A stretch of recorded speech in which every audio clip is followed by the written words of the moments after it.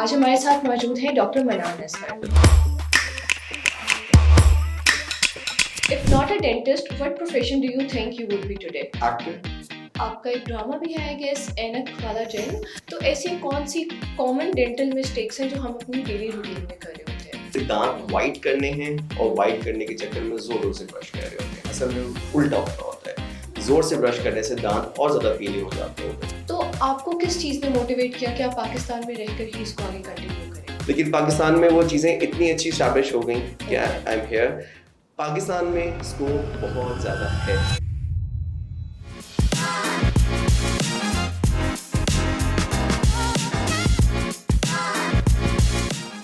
अस्सलाम वालेकुम, welcome back to the मरहम पॉडकास्ट। आज हमारे साथ मौजूद हैं डॉक्टर मनान असगर। कैसे हैं आप? अल्हम्दुलिल्लाह बिल्कुल ठीक। आप कैसे हैं? अल्हम्दुलिल्लाह। आपके बारे में बहुत सुना हुआ है, बहुत वेल नोन इंडस्ट्री में भी कुछ नेम्स हैं जो आपको अपनी डेंटल ट्रीटमेंट्स के लिए बहुत ज़्यादा ट्रस्ट करते हैं। और आई गेस इतने लोगों का ट्रस्ट करना इस चीज़ की एक बहुत बड़ा साइन है कि आप उनको कितने अच्छे से ट्रीट कर रहे होते हैं। और बहुत ज़्यादा मैं आपकी रिव्यूज़ वगैरह देख रही थी, उसमें भी बहुत ही एक आ रहा था कि आप बहुत कामली और कंपोज तरीके से पेशेंट्स हैंडल करते हैं। तो ओवरऑल इतने टाइम पीरियड में आपने डिफरेंट लोगों के साथ काम किया, आपके साथ हर प्रोफेशन के लोग आते होंगे ट्रीटमेंट कराने। तो कोई एक ऐसा फ़नी ट्रीटमेंट जो आपको याद रह गया हो या कोई फ़नी एक्सपीरियंस, क्योंकि लोगों को यूजुअली डेंटल ट्रीटमेंट से थोड़ा सा डर भी लगता है कुछ लोगों को, तो कोई ऐसा एक्सपीरियंस अगर आप शेयर करें? ऐसे एक्सपीरियंस बहुत सारे होते रहते हैं, हर रोज़ ही कुछ ना कुछ होता है। बट जो सबसे जो कॉमन चीज़ है, जो ट्रॉमा जो हम पेशेंट्स को ऑलरेडी हुआ होता है फ्रॉम द पास्ट, या वैसे भी उनको लग रहा होता है कि इससे डेंटल ट्रीटमेंट बहुत पेनफुल होगा, लेकिन frankly things has improve so much कि अब डेंटिस्ट्री जो है वो नियरली पेनलेस हो चुकी हुई है। सो पेशेंट्स के लिए बड़ा वो सरप्राइजिंग पार्ट ये होता है कि जब पेशेंट आता है तो वो बहुत डरा हुआ होता है, and the moment treatment ends तो दे आर लाइक ये हो गया क्या, बस खत्म, घर जाए खत्म। सो ये बहुत ये प्लेजेंट एक्सपीरियंस होता है मेरे लिए एवरी टाइम। अच्छा, हम पाकिस्तान में देखते हैं कि ओवरऑल लोग तो अपनी जो ओवरऑल हेल्थ है उस पर बहुत ज़्यादा फोकस करते हैं, लेकिन अपनी जो डेंटल हेल्थ है उस पर फोकस नहीं करते। तो ऐसी कौन सी कॉमन डेंटल मिस्टेक्स हैं जो हम अपनी डेली रूटीन में कर रहे होते हैं? जो जो कॉमन मिस्टेक है उसमें दो तीन चीज़ें हैं जो बहुत इंपॉर्टेंट है। नंबर वन पॉइंट, हम सोचते हैं कि दांत वाइट करने हैं और वाइट करने के चक्कर में जोर जोर से ब्रश कर रहे होते हैं। असल में उल्टा हो रहा होता है, जोर से ब्रश करने से दांत और ज़्यादा पीले हो जाते हैं विद द टाइम। और या क्योंकि जो ऊपर एनामल होता है वो घिसता है और उसके वो this is the white part of the tooth. जब वो वेयर एंड टियर होगी उसकी तो फिर अंदर से yellow part of the tooth होता है जो कि थोड़ा सा पेल होता है, वो एक्सप्रेस करना शुरू कर देता है। दूसरी बात ये, पेशेंट रात को शुगरी डाइट लेने के बाद, बेड टाइम मंच करने के बाद वो क्लीन नहीं करते and they sleep like that. तो that's the most terrible thing that you can do with dental. Alright. उसके अलावा भी आजकल सोशल मीडिया पे एक बहुत ज़्यादा ट्रेंड आया हुआ है DIY डेंटल ट्रीटमेंट्स वगैरह, जिसमें लोग अपनी टीथ के ऊपर बेकिंग सोडा भी लगा रहे होते हैं और विनेगर भी लगा रहे होते हैं और चारकोल भी लगा रहे होते हैं और इस तरह के डिफरेंट एक्सपेरिमेंट्स कर रहे होते हैं। तो क्या ये करना सेफ़ है या ये यूज़ कर लेना चाहिए, इसमें कोई मसले वाली बात नहीं है? एक्चुअली हर चीज़ का अलग अलग इम्पैक्ट है, सबके अलग प्रोज एंड कॉन्स हैं। जो सबसे जो मतलब लाइक जो चारकोल यूज़ करना है मेरे ख्याल से उसमें कोई इतना नुकसान नहीं है, लेकिन सिर्फ मतलब एक लिमिटेड तरीके से इस्तेमाल किया जाए, डॉक्टर की इंस्ट्रक्शन से इस्तेमाल किया जाए, रैंडमली बहुत ज़्यादा नहीं करना चाहिए, वो भी डैमेजिंग हो जाता है। उसके अलावा बेकिंग सोडा भी आप with in the limit range आप कर रहे हैं इस्तेमाल तो कोई इशू नहीं है। विनेगर तो नहीं मेरे ख्याल से करना चाहिए, वो थोड़ा सा ज़्यादा एसिडिक हो जाता है। उसके अलावा आपने एक और चीज़ का भी नाम लिया था, सॉरी, करते हैं वाइटनिंग स्ट्रिप्स। Whitening strips. अच्छा, वाइटनिंग स्ट्रिप्स जो है ना वो I don't think they are that much effective for the short time period of time. वो कुछ असर दे देती होंगी, नहीं फॉर एग्जांपल आपने आधे घंटे के लिए उसको वाइट हो जाएगा, शायद वो भी शायद, क्योंकि जो हम इन ऑफिस वाइटनिंग स्ट्रिप्स या वाइटनिंग मटेरियल यूज करते हैं उसके अंदर जो केमिकल होता है जो कि वाइट करता है उसकी मिकदार बहुत ज़्यादा होती है, तब भी हमारे लिए एक अच्छा रिजल्ट पुल ऑफ करना बहुत मुश्किल हो रहा होता है। और अगर जो घर में आपको मिलती हैं ओवर दिन इंस्टाग्राम ऑनलाइन जो मिलती हैं उनके अंदर तो वो केमिकल मटेरियल जो होता है वो इतना थोड़ा क्वांटिटी का होता है कि वो वाइटनिंग इफेक्ट दे ही नहीं सकता। नंबर वन, शायद कभी कभी मैंने किसी एक आदमी हो जाए, किसी को फर्क पड़ जाए, लेकिन हमेशा नहीं देता। दूसरी बात ये कि जब भी वो हम करते हैं, क्योंकि उसमें जो वाइटनिंग मटेरियल होता है वो थोड़ा सा बर्निंग सेंसेशन देता है, थोड़ा सा इरिटेटिंग होता है, तो हमें बड़े कंट्रोल एनवायरनमेंट में इन क्लिनिक देते हैं। ओके। हाँ, अगर आपने इन क्लिनिक वाइटनिंग करवाई ही है और फिर for the maintenance of that you can use those strips जो कि आपके वो दांतों को वाइट रखेगी। But obviously after the doctors instruction, right? Doctors instructions, yes. Alright. अच्छा, हम अब देखते हैं कि लोग इवन अगर हम पहले देखें तो पहले सिर्फ जो ऑफिस में काम करने वाले लोग होते थे उनका कैफीन का इंटेक ज़्यादा होता था क्योंकि उनको अपने आप को उस तरह एक्टिव रखना होता था। लेकिन अब हम ये देखते हैं कि यंग जनरेशन में भी कैफीन का इंटेक बहुत ज़्यादा बढ़ गया है, चाहे वो कॉफ़ी हो या चाहे वो चाय हो। ऑफिस वगैरह में तो ये चीज़ कैजुअल है ही। तो इसके आपके डेंटल हेल्थ पे क्या इम्पैक्ट पड़ते हैं? असल में पॉइंट ये है कि ज़्यादातर जो स्टेन्स, कॉफ़ी, टी, स्मोकिंग, इन सब में सबसे ज़्यादा कॉमन जो प्रॉब्लम डेवलप होता है वो है स्टेन्स। और वैसे तो और ओरल प्रॉब्लम्स बहुत सारी डेवलप होती हैं, लेकिन जो वो पेशेंट जो खुद से फ़ौरन ही अपने आप को डिटेक्ट कर सकते हैं कि वो गलत या ज़्यादा इस्तेमाल कर रहे हैं, तो वो स्टेन्स हैं।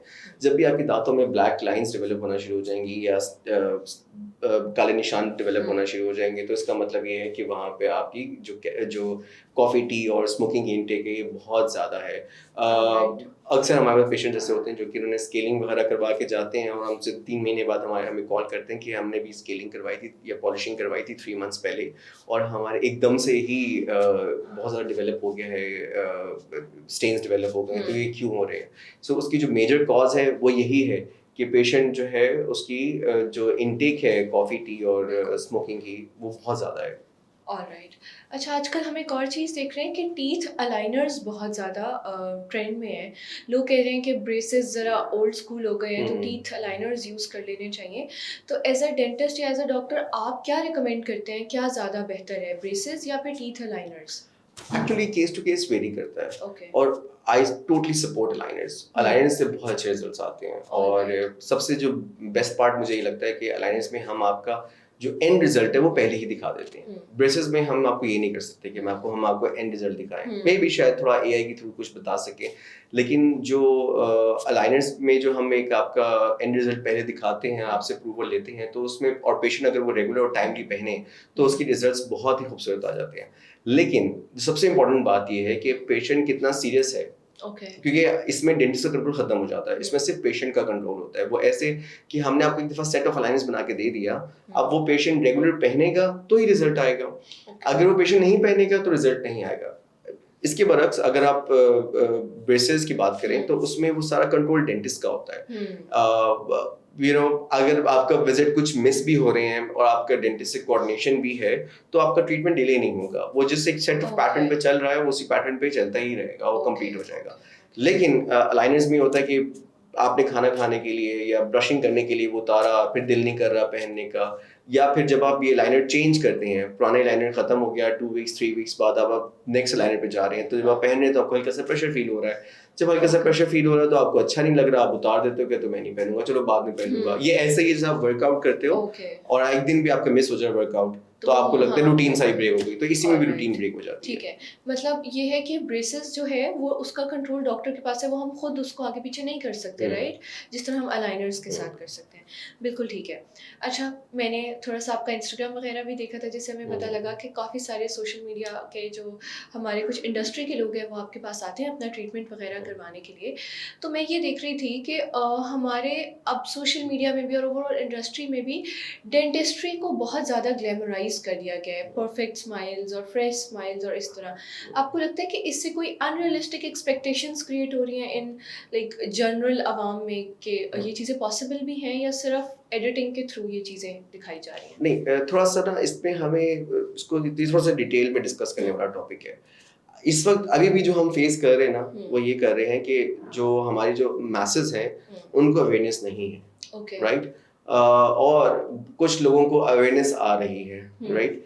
तो इसका एक पॉजिटिव इम्पैक्ट ये है कि जब वो मैसेज जिनको अवेयरनेस नहीं है, वो जब जिनको वो पसंद करते हैं ऐसे इन्फ्लुएंसर्स को, एक्टर्स को, मॉडल्स को, तो वो उन जैसी जब स्माइल जब चाहते हैं तो वो एक अवेयरनेस का एक पहली सीढ़ी बन जाती है। वो जानना चाहते हैं कि उनके अच्छे दांत कैसे हैं।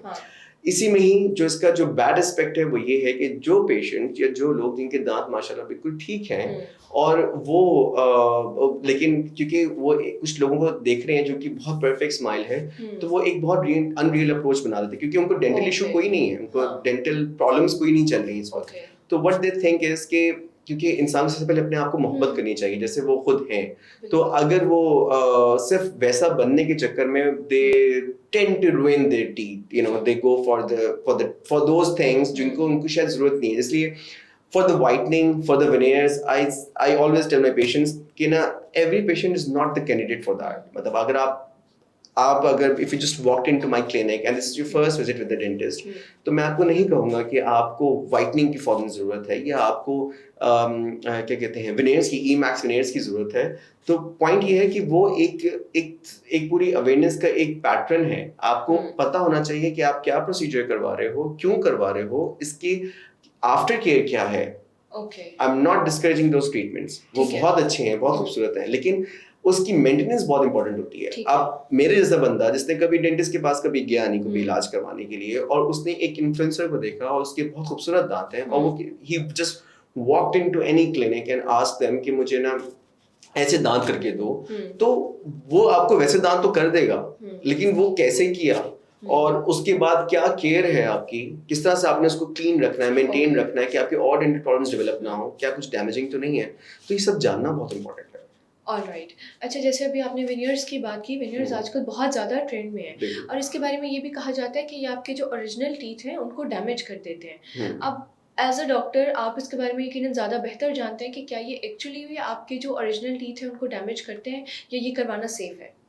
देखिए पॉइंट ये है कि मेरा आपको यही बताने का मकसद था वो जो पहले हमने डिस्कस किया कि पेशेंट को अवेयरनेस होनी चाहिए कि हम अगर वो अब तो वैसे भी ऐसे विनियर्स आ गए हैं जिसमें डैमेज नहीं करना होता, लेकिन अगर वो डैमेज वाला भी करवा रहे हैं तो उनको पता होना चाहिए वो क्यों करवा रहे हैं और उसके बाद क्या केयर है उसकी और उसके नुकसान है या नहीं है। अगर तो वो उसकी केयर रख सकते हैं तो उसका कोई नुकसान नहीं है, उसके बहुत बेनिफिट्स हैं कॉस्मेटिकली, आपके बड़े अच्छे पॉजिटिव हेल्थ इफेक्ट्स भी आते हैं उसमें।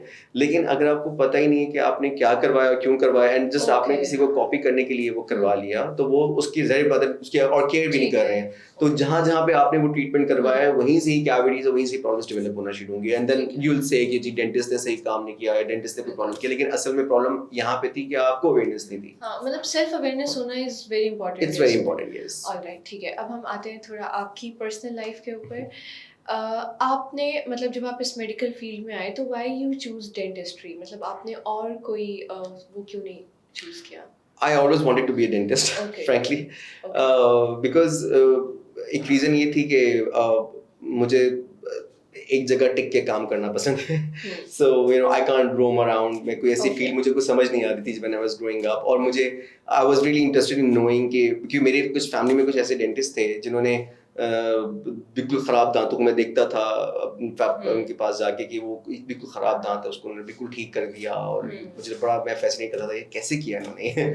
सो और प्लस मुझे एक थोड़ा कंफर्टेबल एनवायरनमेंट में काम करना पसंद है, तो I really used to enjoy that कि उनके जो उस टाइम पे एसी लगे होते थे। So that's why I was inspired. ठीक है, तो अब हम देखते हैं कि काफ़ी डेंटिस्ट इस तरह से हैं जो पाकिस्तान से बाहर मूव कर गए हैं, like for the better career opportunities में भी, तो you are still in Pakistan and you are doing great माशाल्लाह। मतलब मैं जिस तरह से आपका काम देख रही होती हूँ और इवन कुछ वेल नोन लोगों का आपके ऊपर जो ट्रस्ट डेवलप हुआ है वो देख रही हूँ, तो आपको किस चीज़ ने मोटिवेट किया कि आप पाकिस्तान में रहकर ही इसको आगे कंटिन्यू करें? You know, पॉइंट ये है कि ये वाला थोड़ा इन्फॉर्मेशन थोड़े से जो यंग डेंटिस्ट हैं उनके लिए बड़ी इंपॉर्टेंट होगी।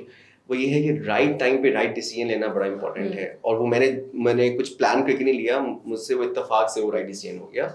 और पॉइंट ये है कि जब आप ग्रेजुएट हुए हो तो आपको तब तक आपने पढ़ाई अच्छे से की हुई हो, आपको प्रैक्टिकल नॉलेज अच्छे से हो, आपने अपने हाउस जॉब में बहुत मेहनत की हो ताकि आप फ़ौरन ही अपनी प्रैक्टिस स्टार्ट कर सको, राइट। जॉब वगैरह में पाकिस्तान में कोई बहुत अच्छा स्कोप तो नहीं था। प्लस जो हमारे कोलीग्स जो कि यहाँ पे अपनी प्रैक्टिस में क्योंकि रन करने के लिए भी काफ़ी कुछ प्रॉब्लम्स फेस करनी पड़ती हैं, कि वो नहीं कर पाते तो दे गो टू अब्रॉड, क्योंकि ऑफ कोर्स वहाँ पे वर्किंग एनवायरनमेंट काफ़ी बेहतर है। Why I'm here because मेरा प्लान तो मेरा भी यही था कि मैं बाहर मूव करूँ. मैंने जब क्लिनिक स्टार्ट किया तो मैं सोचा कि साथ पढ़ता रहूँगा, साथ मैं एग्जाम भी देता रहूँगा और कुछ पेशेंट्स भी करता रहूँगा साथ. लेकिन पाकिस्तान में वो चीज़ें इतनी अच्छी स्टैब्लिश हो गई कि आई एम हियर. पाकिस्तान में स्कोप बहुत ज़्यादा है. ऐसा नहीं है कि एज ए डेंटिस्ट आप पाकिस्तान में स्कोप नहीं है, बहुत ज़्यादा स्कोप है. लेकिन पॉइंट ये है कि आप इसको एक राइट डायरेक्शन में लेके चलो और आपके माइंड में एक चीज़ जो है वो बहुत इंपॉर्टेंट होनी चाहिए कि पाकिस्तान की आवाम के लिए जो आपकी अवेयरनेस है वो क्रिएट करो आप, और जो नॉन फूडिंग पेशेंट्स हैं उनको उनके लिए कुछ आप करो. तो मेरे ख्याल से आप अल्लाह आपके रास्ते बनाते रहता है. ठीक है. ओके, अब हम आपसे कुछ रैपिड फायर क्वेश्चंस करेंगे. Okay, number 1 is one food और drink you secretly wish people would stop consuming for the sake of their teeth. Sugar. Okay, ठीक है. If you could give everyone in Pakistan just one daily dental habit to follow, what would that be? Floss. Okay, अच्छा, मतलब floss is very important. Floss is extremely important क्योंकि what I tell my patients या मैं खुद भी जो follow करता हूँ, मुझे sometimes मैं I'm more biased towards floss as compared to brushing, क्योंकि अगर brushing आपका कुछ skip भी हो रहा है, delay भी हो रहा है तो वो आपको नुकसान नहीं create करेगा. लेकिन अगर आप floss skip कर रहे हो तो आपके वो दांतों के दरमियान में फंस जाएगा और वही पे plaque और सारी बीमारियां create करेगा. बिल्कुल ठीक है. Okay, next question is, if not a dentist, what profession do you think you would be today? Actor. Why actor? I mean, मैंने आपका इंस्टाग्राम भी देखा था, वहाँ पर भी आपने फॉर्मर एक्टर लिखा हुआ था. उसके अलावा आपका एक ड्रामा भी है आई गेस, एनक वाला जिन, और उसके अलावा मैंने ये भी देखा हुआ है कि आपको हम टीवी से भी अवार्ड्स वगैरह मिले हुए हैं. तो ये क्या स्टोरी है, ये भी आप आज हमारे फॉलोअर्स के साथ शेयर करें. काफ़ी लंबी स्टोरी है. Actually I used to be an actor बचपन से. I used to be child artist जब मैं छोटा था. तो एनक वाले जिन में आई वाज द किड जिसके घर में जिन वगैरह आते थे और वो जकूटा वगैरह के साथ घूमता था. तो एनक वाले जिन 2 में आई वाज द किड. पहले में थे अजलाल बुखारी थे, सेकंड में मैं था. प्लस एक्टिंग करता था मैं, ड्रामास वगैरह करता था मैं. I was the very well paid artist at that time. और फिर मुझे हम टीवी की तरफ से बेस्ट न्यू कमर का भी जब मैं बड़ा हुआ तो अवार्ड मिला था. सो 2010 में. सो एक्टिंग का थोड़ा सा था, बैकग्राउंड था, और मुझे लगता था और सब मुझे समझते भी थे कि मैं एक्टिंग ही करता रहूँगा. बट सडनली मेरा जो शौक था, वो मेरा जब नाम आ गया मेडिकल कॉलेज में डेंटिस्ट्री के लिए, तो मैंने कहा यार पहले इस पे फोकस करें. And when I was in second year पढ़ाई बहुत मुश्किल हो गई थी मेरे लिए. तो फिर मैंने इन 2013 मैंने ब्रेक लिया फ्रॉम द एक्टिंग. फिर मैंने फोकस किया डेंटिस्ट्री की तरफ. ऑलराइट. तो आगे आप कुछ प्लान करें हैं दोबारा इस करियर को ज्वाइन करने के लिए? Maybe soon, लेकिन डेंटिस्ट्री से जरा ब्रेक मिले तो फिर. But I'm really happy doing the industry right now. तो how was your journey overall there? मतलब कैसा एक्सपीरियंस रहा था आपका?